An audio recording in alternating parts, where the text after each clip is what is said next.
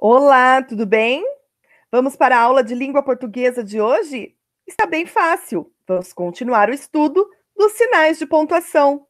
Abra a sua apostila na página 45. Estudar a língua 2. Tire foto das suas atividades. Qualquer dúvida, entre em contato com a professora. Vejo você na próxima aula. Até mais! Aula de língua portuguesa. Estudar a língua 2. Na aula de hoje, vamos continuar o estudo dos sinais de pontuação. Nas aulas anteriores, você estudou sinais que são pontos. Podemos dizer que o ponto avisa que a frase terminou. E então, pode-se começar outra. Agora, vamos falar de outros tipos de sinal. A vírgula.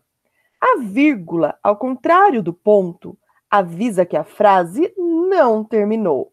Pode grifar aí, ó. A vírgula avisa que a frase não terminou. E, portanto, tem continuação. Ela é usada em várias situações. Nós vamos relembrar hoje que, ao contrário dos pontos que marcam o término da frase, a vírgula separa frases e membros de frases, o que torna o seu uso bastante variado e, por isso mesmo, difícil. Muitas pessoas têm dificuldades com vírgulas. Vamos analisar agora as duas situações em que usamos a vírgula. Para marcar uma enumeração, pode grifar aí, olha. A vírgula é usada para marcar uma enumeração, isto é, uma lista de palavras, expressões, frases. A minha paixão pelo instrumento foi menor do que a preguiça de carregar todos aqueles tambores, pratos, tripés.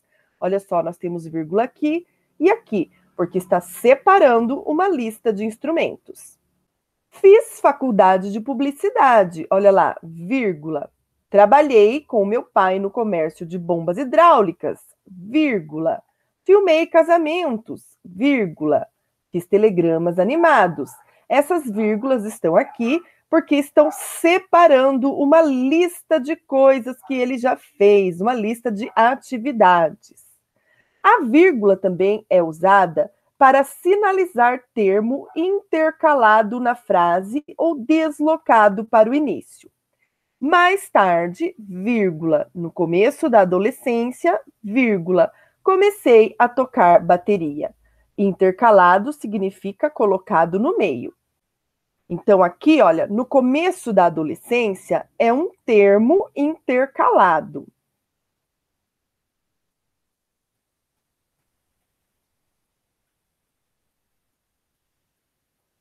Alguns termos, como os que indicam tempo, lugar, normalmente eles vêm no final da frase, são os adjuntos adverbiais que nós vamos estudar futuramente. Depois veio Amigos do Peito, show inspirado num livro que escrevi, com um CD de mesmo nome. Aqui nós temos outro termo intercalado. O tempo, vírgula, que antes vivia correndo, vírgula, agora não passava. Outro termo intercalado, olha, está entre, né? Está no meio, é um termo intercalado, está explicando aqui alguma coisa sobre o próprio tempo. Aqui nós já temos um termo que foi deslocado para o início. No ano de 1989, três atores pesquisadores do Grupo Lume resolveram se isolar num sítio. O termo destacado nesse último exemplo, olha lá, no ano de 1989, poderia estar intercalado na frase. Nesse caso, seria marcado por vírgulas. Veja, três atores pesquisadores no Grupo Lume, no ano de 1989, resolveram se isolar num sítio. Olha lá, este termo que está aqui pode ser colocado aqui no meio, tá? Intercalado. Mas, se estivesse no final da frase, não haveria necessidade de vírgula. É o que a professora acabou de falar sobre os adjuntos adverbiais.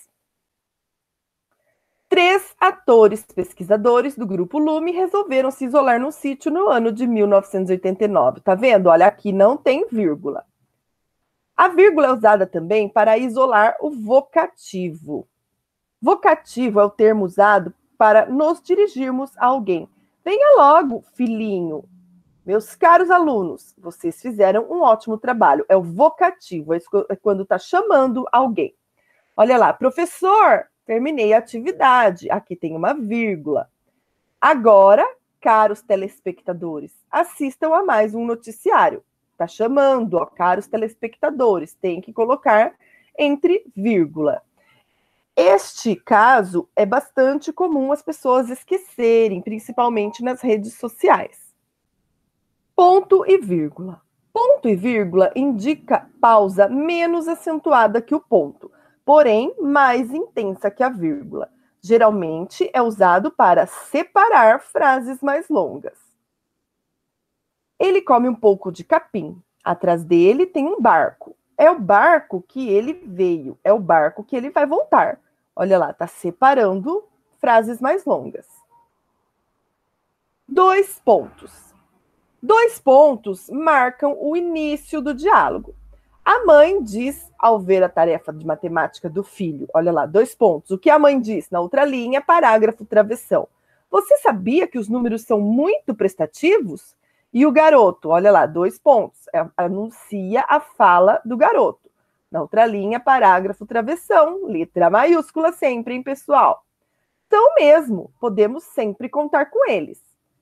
Aqui, né, nós vemos que o 2 pontos, ele marca o início do diálogo. Aqui, o diálogo, você já estudou que ele pode ser representado também pelas aspas ao invés de travessão, tá? As aspas são usadas, geralmente, em citações, tá? Dentro dos textos. Os 2 pontos também introduzem uma explicação ou enumeração. Recebi a notícia por telefone. O Luiz Otávio Burnier tinha morrido. Aqui é a explicação de qual foi a notícia. Então, está separando, tá? Na mesma época, a Mônica e eu formamos a dupla Contadores de Histórias, que durante um tempo foi, digamos, um trio. Ela, eu e o meu carro velho. Olha aqui, está enumerando. Então, por isso que tem aqui os 2 pontos. E aqui também usou a vírgula, ó, tá? Para separar. Travessão. O travessão, você sabe que marca o diálogo. Sempre que tem um travessão, se refere à fala de alguém. E também pode ser usado quando retoma o diálogo após a interferência do narrador. O que o pneu disse para o asfalto? A irmã perguntou. Você sabe, não é? Ih, não sei, respondeu o irmão. Olha aqui, essa fala é do narrador. Então, sempre que vai retomar o diálogo, colocou o travessão novamente. Pode me dizer, por favor? Você ainda me deixa careca. Aspas. As aspas realçam palavras, frases, expressões, para que o leitor perceba o emprego de neologismo ou palavra estrangeira e a presença de humor, ironia, crítica e palavra utilizada com sentido não usual. Ele colocou um O tão pequenininho que mais parecia um ponto final. Uma homenagem ao moço que, sem saber, os havia ensinado a escrever em palhacês. Olha lá, está entre aspas para poder destacar a palavra. Indicam citações. É o que a professora já falou sobre as citações nos trabalhos, né? Nas outras ilhas, outros cavalos ouvem e também gritam em todas as suas forças. Viva a liberdade! Olha, nas citações da fala de alguém, tá? No trabalho, num texto, para substituir o parágrafo travessão. Porque não está com a voz de quem está falando, está com a voz do narrador. As aspas também marcam o diálogo, substituindo o travessão.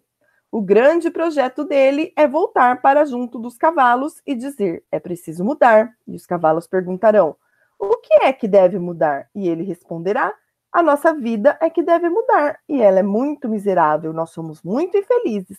Isso não pode continuar. Então, aqui as aspas estão marcando o diálogo, substituindo o travessão. Use a vírgula nas frases. Olha lá, vamos fazer a atividade usando vírgulas aqui. Hoje tivemos aulas de português, história, matemática e educação física. Aqui na letra A está enumerando, olha, as disciplinas, tá? Você vai ter que usar vírgula aqui para separar as disciplinas. Letra B, o morcego, que é um animal mamífero, tem capacidade de voar. Você vai ter que usar vírgula onde? Você vai ter que intercalar aqui, ó, a explicação, que é um animal mamífero.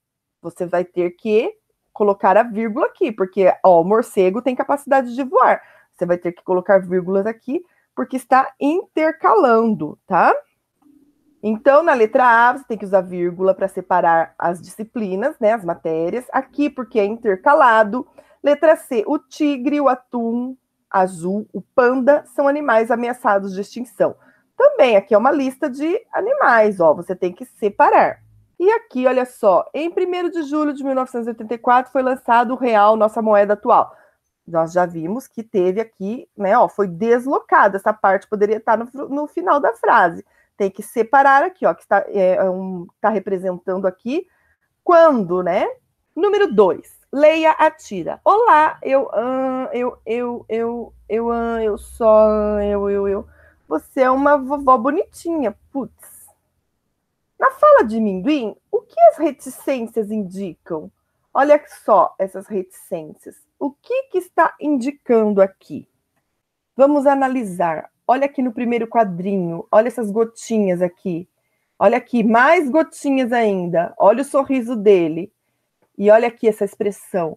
O que será que aconteceu? Parece que ele está nervoso.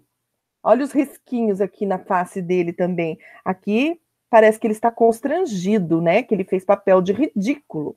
Então, o que as reticências indicam? O que será essas reticências? Olha aqui, ó. Indica uma hesitação, né? Ele pode estar envergonhado.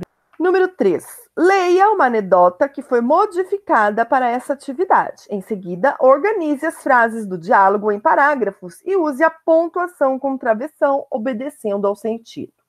O filho pergunta ao pai distraído: Papai, onde fica a África? E o pai pergunte à sua mãe: é ela quem guarda tudo aqui em casa.